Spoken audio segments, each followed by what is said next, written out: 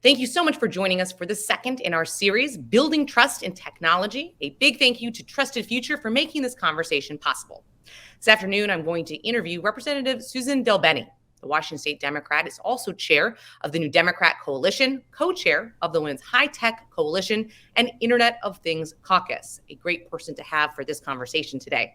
Afterward, I'll be joined on the virtual stage by Trusted Future co-chair Jim Kohlenberger and advisory board member Edward Smitty Smith for a fireside chat.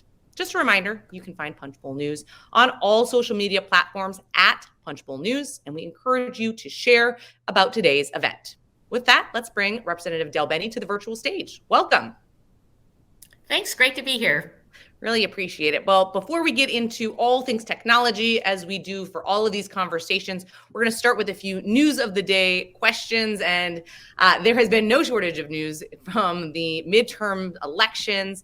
Last week, there was a big change in power atop Democratic leadership. Can you talk a little bit about how important it is for this generational change to happen now that Democrats will be in the minority? Nancy Pelosi has been Democratic leader throughout your tenure in Congress. Yes, and long before my tenure in Congress, she is a historic figure and has done an incredible job leading not only our Democratic caucus, but being a leader for our country. This is a big change, but also an important change. We have incredible leaders throughout our caucus, and I think an opportunity for us to see a lot of people participate in ways maybe they haven't before. And I think will be healthy for the organization. What does it mean to have a Black man running the Democratic caucus? We're talking about Hakeem Jeffries, the Democrat from New York, expected to be leading the Democrats in the minority. No person of color has ever led a party caucus in the House or the Senate. Exactly. I think we have an opportunity to bring the diverse views across our caucus forward. We have a great crop of new leaders, and folks are ready to push back on extremism and make sure that we focus on moving forward, helping move our country forward. So it's a big change, an important change, and I think we see a lot of opportunity ahead. I want to ask you one more question on the caucus, but you supported a change to caucus rules that would allow the Democratic Congressional Campaign Committee chair to be selected by the Democratic leader. That role is currently a position that members campaign for. Can you explain your thinking behind that? Yeah, well, as you probably know, too, this used to be a position that was appointed by the Democratic leader. And I think it's important that everyone is in sync, working together, that we have someone working on the campaign side focused on helping folks in tough elections, helping make sure that we are focused on winning the majority. And so we have support from others, Congressman Schneider, Congressman Pocan. I think we want to make sure the leader has a great partner here, and so we put this amendment forward, and it'll be voted on as part of our internal rules. Is this a role that you might be seeking yourself? Not if I were seeking, I would be also running because this may not change. So I just think it's the right way for us to move forward, and we have a lot of support for that.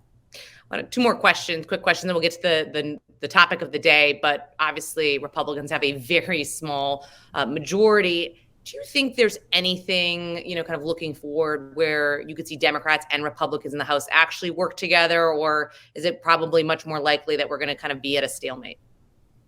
Well, I think we have to try to find our paths forward together, because it's important that governance works and we get things done for our communities and for the country. Clearly, we have important issues like a funding package that needs to get done. The government's only funded through December 16th. We need to give long-term stability to our federal agencies and make sure they're funded for a whole fiscal year at a time.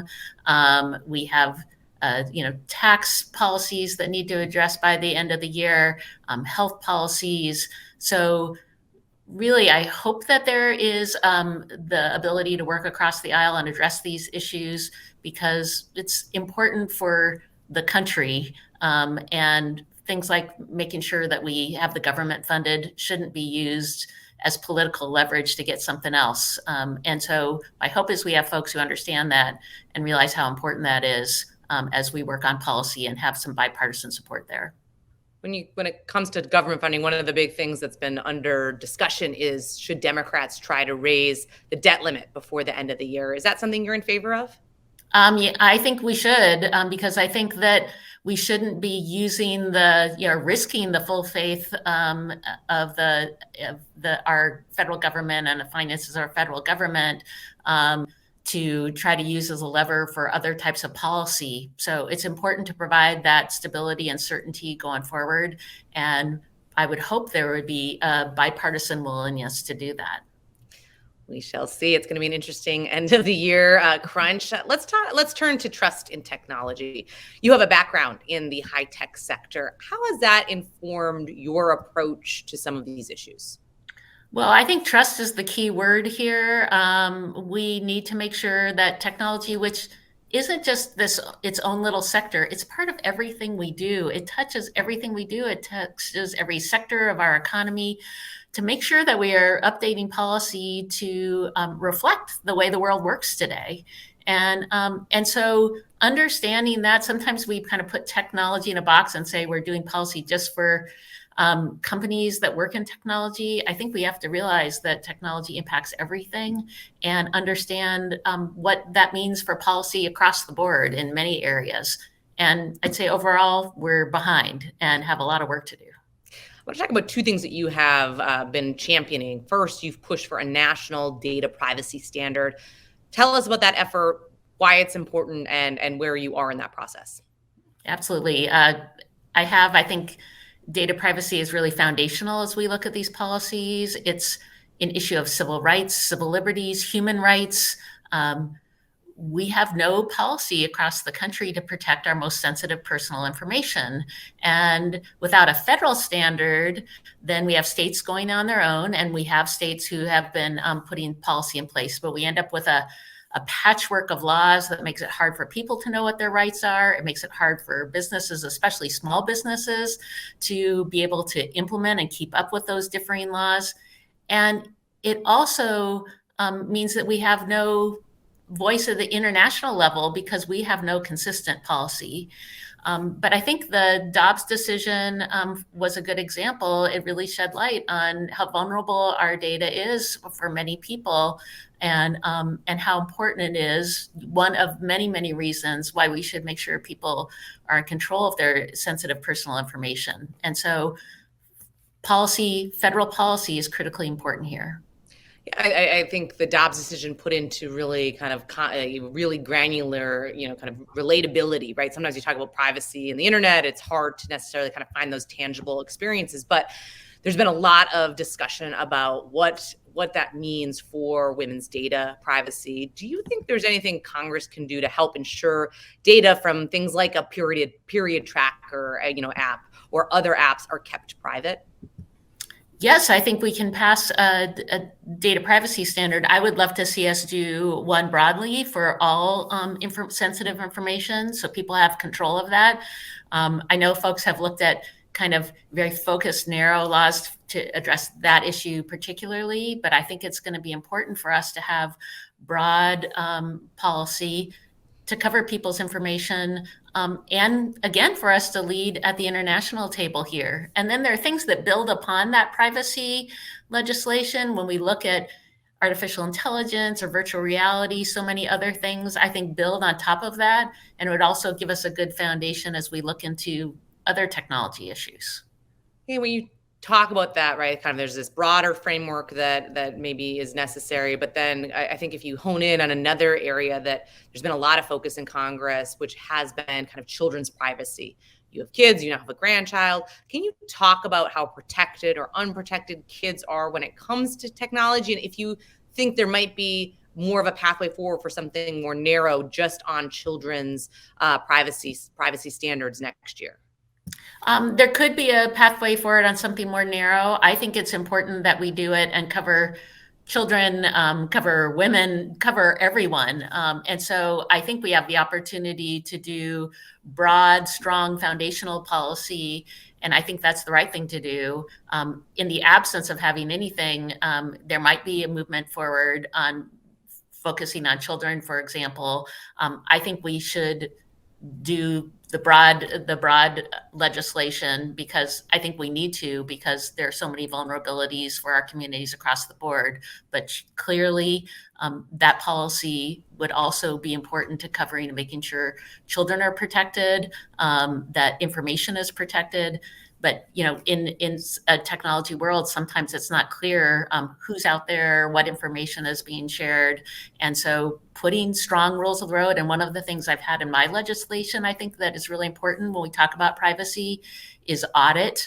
So you can make sure that companies are actually implementing policies correctly, not waiting until something goes wrong to find that out. And audit also, to go back to kind of the title here, is about trust.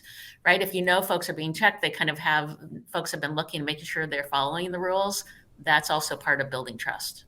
I want to shift gears here a little bit. Senators Amy Klobuchar and Chuck Grassley have an antitrust bill in the Senate targeting big tech companies. There's been a lot of questions about trust with big tech. Your colleagues, Representatives David Cicilline and Ken Buck, have worked on one in the House. Both bills have stalled. Do you think there's any chance for action in this Congress or the next when it comes to one of these kind of larger overarching antitrust bills? I think that the importance that we have on looking at these issues is that we are looking broadly at what we can do to continue to make sure that we have competition. And as I said before, I think we're behind when we look broadly at regulation on technology. But I think we have to look at how we regulate that across the board. Some of this has been focused on just a few select companies. I'd like to see us have policy where we kind of define what we think bad behavior might be, and we have legislation to address that, as opposed to just looking at a few companies. You have the example most recently on Ticketmaster, and folks, concerned about that. There's nothing in what has been talked about here that addresses some of those scenarios. So I do think that we need to be looking at what is the policy we need to put in place to address the issues that we've seen in technology. Things like content moderation, cybersecurity. And when we look at any legislation we put forward, we should also be really focused on the impact on security and how we make sure that we continue to maintain security, competitiveness and global competitiveness. All of this is important. I want to make sure that policy we put together going forward in Congress really helps address the issues that we see and helps us move forward. And so I will continue to participate and provide feedback on the process, because policy only works well if it's working well on the ground and helping our communities, and also making sure that we have strong rules going forward, strong, broad rules going forward. I want to end on the global question, which you kind of teed up really well. But before I do, you took the next question out of my mouth, which is Live Nation, the owner of Ticketmaster, under Justice Department investigation. This was revealed in the wake, of course, of the Swift tour fiasco. Is there a role for Congress here to protect consumers in the live music industry, or do you think that is really a DOJ issue at this point? Well, I think we do have antitrust rules in place right now. So I always go back to, there are rules and there are authorities that are there right now that can be used. This isn't all about Congress having to create new legislation. And so I think we need to make sure not only are the rules that we have in place being enforced and being used, we also need to make sure we're addressing where we see gaps in there. And so I do think we have strong antitrust foundational rules in place today. And that's up to folks, like you said, FTC and others, to look at that and understand how those apply in scenarios like in the case of Ticketmaster. But not everything is about writing a new bill. Sometimes it's about making sure we are actually using the authority, that our government is using the authorities that are in place today. want to end on a global note. You kind of mentioned, I mean, obviously what the U.S. is doing versus the global regulations. You have introduced a bipartisan resolution on the importance of the U.S. digital economy as it relates to trade negotiations. How concerned are you just in terms of, Europe moving a little bit faster on some of this, that kind of patchwork, kind of policy making instead of something that's broad and overarching, and that the U.S. is kind of falling behind here? Well, I'm the co-chair of the House Digital Trade Caucus, so clearly I think trade's important because it's not, as I mentioned earlier, it's not just about technology. Every company uses technology foundationally to do transactions. When we set rules going forward, when we think about how our economy works, how much technology is part of the way our economy works, it's important we look at trade that we have strong rules there. We talk about things like privacy, but also about cross-border data flows and how information flows and is shared. And so if we want policy to be up to date, I think we also have to make sure we have strong digital rules of the road. And it is very important. So many small businesses really are able to engage broadly and engage internationally using technology. And so we want to make sure we are part of helping make the rules as opposed to taking rules. And I think China, in this case, could be the rule maker if we aren't engaged with others and have strong digital rules. And that also means working with the international community to make sure that those are in place. So we've got to think broadly and make sure we're bringing digital in. We have a digital chapter now in something like USMCA, and we have some agreements, but I think we have to realize that this is an important part of what we're going to do going forward and get foundational policy in place and be prepared to keep up. I said we're behind. We have to get up to date and keep up and make sure we're constantly looking at what's working and what's not working and addressing that. So I want us to catch up, but I also want us to be future looking too. And that's obviously a hard thing for Congress to do, but I think it's going to be really important. All right. Unfortunately, Congresswoman DelBene, we are out of time. I really appreciate you taking the time this afternoon to talk about this important issue. We will let you exit the virtual stage now. Before we get to our fireside chat, our sponsor, Trusted Future, has a video that is going to play now. Technology is helping advance an incredible world. We're getting smarter, healthier, and more connected because innovation is pushing us forward. But still, we worry. We worry about our privacy online, we worry about our digital security, and we worry about what the future might look like. But there's something that can bridge the gap and enable even better opportunities tomorrow. Trust. Trust in the innovations that will help our economy thrive. Trust in the tools that our doctors will use to treat us. Trust in the technology that teachers will use to connect with our kids. And trust in the devices we'll hold to shop, learn, share, and connect. A better, healthier, more equitable future for everyone is possible when we're able to trust the technology that will power it. Trusted software, trusted hardware, trusted platforms, trusted services. Together, we can build a more trusted future. Join us.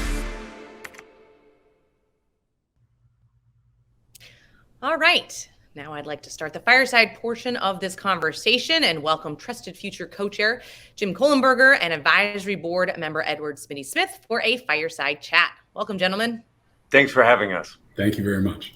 All right, Jim, let's start with you. For those who are watching and don't know exactly what Trusted Future is, can you just share kind of that 30,000 foot, quick 30-second pitch of what are you and what is the mission? Yeah, so Trusted Future is a new think tank and a do tank, and we're focused on building better trust. And it's rooted in our ability to drive better privacy, security, safety, and accountability with more equity, access, and opportunity for all. All right, very good. Succinct answer. I appreciate that. And we'll get to a lot of things here today. Spinney, why don't you share a little bit about your background and how you approach this issue, trust in technology, why you've gotten involved with this organization? Thank you. So I come to Trusted Future as an attorney, but as an attorney who's spent most of his career working in the tech and telecom space. I was an advisor at the National Telecommunications and and Information Administration back during the Obama administration, and also at the FCC, and have been working on issues of digital inclusion and equity and inclusion over the course of my time through government and now in the private sector. And so this is really important to me personally, but also important to me, I think, because of the impact that it has on our communities and on our nation. Yeah, let's talk. We heard Representative DelBene speak a little bit to the issue of the Dobbs decision, the issue of the fact that kind of piecemeal, kind of different privacy legislation and how that can be, not great for all different communities. Smitty, share with us, what does it mean for communities of color and other underserved communities in terms of this lack of kind of trust in technology in general? Thank you for asking that. The fact is, trust in our most ubiquitous and essential technologies is simply not universally shared across all communities and all demographics. Some populations, particularly in underserved communities and communities of color, have significantly less trust in these technologies than others. And with each year, these technologies become increasingly vital to how each of us communicates, learns, conducts business, do our jobs, access healthcare, or even engage with government. And the ability of all of us to participate fully in the digital ecosystem, it's increasingly critical to our economy, our national security, overall public well-being.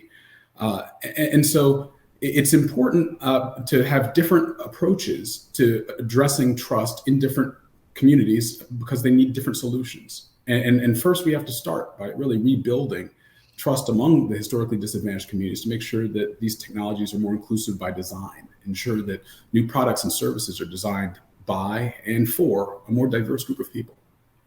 Yeah, I want to follow up on that, Smitty, in terms of kind of, are there one or two or three things that when it comes to being future looking about how we can be more inclusive in terms of, to your point, and I think Representative DelBene also was talking about, technology is not just, it's not just, oh, I'm just here and I'm on the computer. It's part of the fabric of society at this point in how we communicate and how we do commerce and all different things. Is there like one or two things that we should be on our minds as it comes to kind of building that trust out with underserved communities? Yeah, absolutely. And actually, really, the tools that we need to do it are right here at our fingertips right now. When I first started my career, policy experts were clamoring for just the merest effort opportunity to really address these issues. But it comes down to investment. And right now, the CHIPS and Science Act, which was just signed into law, includes investments in research and development and science and technology and tech workforce development, but it does something truly special. It includes provisions and funding to help diversify our STEM talent pipeline. So that's one big piece of this. And the CHIPS and Science Act provides $10 billion to that effect. And also, when I say invest in that, I mean investing in our historically Black colleges and universities, minority-serving institutions, providing scholarships, in increasing tech literacy. And so that we can make sure that the next generation of tech leaders looks more like America. And then, what we're talking about is really addressing beyond just the pipeline, barriers to entry for entrepreneurs from these communities. So helping them with access to capital. And so really the only thing left to do on that front with this very, very powerful tool that we finally have is just making sure that it's fully funded. Jim, I want to shift to you. We talked a lot with Representative DelBene about this privacy security legislation. I know you and I've had this conversation a little bit before in terms of what can Congress do to help. There's a lot of outside organizations that are doing their part in terms of trying to figure out what are the answers, how can it be more inclusive, but are there things that you would point to or ask of Congress when it comes to privacy legislation, when it comes to maybe some of these big antitrust bills and others that should be top of mind for them? Right. And there's key steps that, Congress and companies can take today to make progress. And first off, just, doubling down, I think, on something that Smitty said, this being Thanksgiving week, we really need to be thankful that Congress passed this, CHIPS and Science Act. It's historic progress.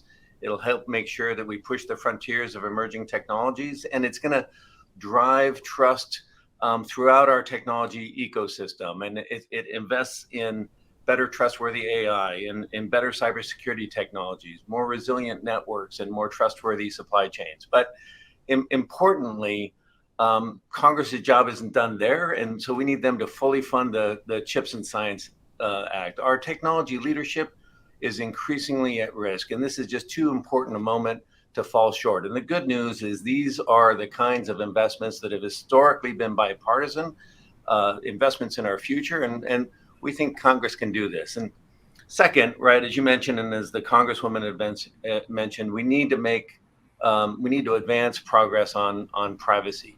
Our surveys consistently show that privacy action is top of mind for all Americans. Last year, we saw historic bipartisan progress on a broad privacy, comprehensive privacy framework.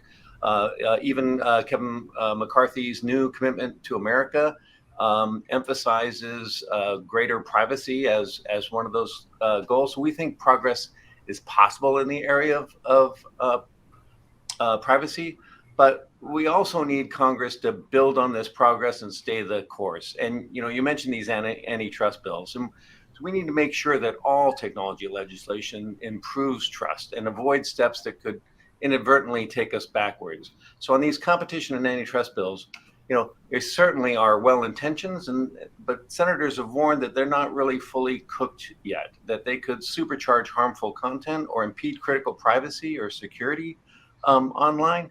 And we need to carefully review all legislation to make sure that it advances privacy, safety, and security. And like a Thanksgiving turkey, we need to make sure things are fully cooked before we take it out of the oven. And companies can do a lot more too, and we really need them to step up. And our surveys show that 7 out of 10 Americans want companies to do even more, and they want privacy built in by default. They don't want to be tracked online. They want strong encryption. They want apps reviewed by experts. They want tools to protect kids, less harmful content, and they want leaders to step up. I'm reminded by Volvo, and we need more leaders who think like Volvo. They launched an entirely new kind of business model by competing for consumers based on trust, based on safety, durability, and reliability. And they transformed trust into a competitive advantage in the marketplace. And in doing so, they also lifted up that trust from other companies that were competing against them. I think we've got that same opportunity now in technology to do the same thing. And surveys by KPMG, PwC, Edelman all show that when companies boost their digital trust, they boost their bottom line. So we think this makes a lot of sense. Even if Congress isn't able to take action, we think these company leaders should be stepping up too. Well, Jim, I applaud the Thanksgiving metaphors and connectivity here on this Thanksgiving week. With that, unfortunately, we are all out of time, but I love ending on an optimistic note. Thank you so much for joining me this afternoon. A big thank you to Representative DelBene and her staff, and to Trusted Future for making this conversation possible. We have a full slate of events later this month and into December, including the third in this 3-part series, which we are going to be announcing hopefully tomorrow morning. Really excited about that. You can go to our events hub at punchbowl.news and sign up for any and all of those events. With that, have a great day, stay safe, and enjoy your Thanksgiving. Thanks so much for joining us today.